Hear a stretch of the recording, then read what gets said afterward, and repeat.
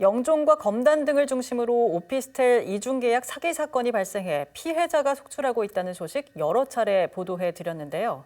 이 문제가 인천시의회 본회의에서 도마 위에 올랐습니다. 시민들이 피해를 보고 있는데 인천시는 손을 놓고 있다는 지적이 나왔는데요.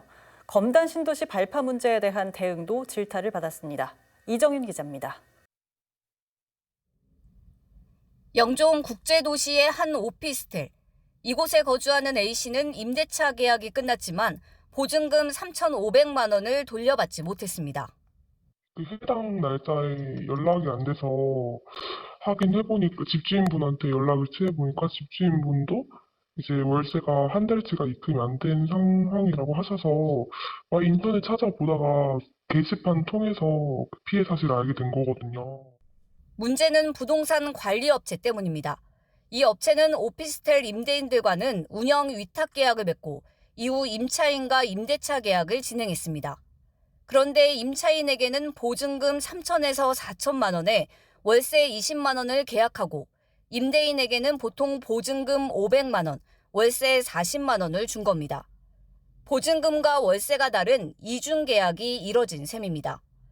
그런데 이 업체의 연락이 두절되면서 보증금을 돌려받지 못하는 피해가 발생한 겁니다. 이 문제가 인천시의회 도마 위에 올랐습니다. 김명주 의원은 유정복 시장에게 대책을 물었습니다. 임대 보증금을 임차인에게 돌려주지 않고 임대인은 임차인으로부터 임대료를 받지 못하고 있는 사건이 보도된 내용입니다. 인천 중구 영종 지역과 서구 검단 지역을 포함해 전국적으로 500호 규모의 피해가 발생되었고 피해 금액은 100억 원을 넘어설 것으로 추측하며 수사가 진행 중인 건입니다. 시장님은 이 사실을 알고 계십니까?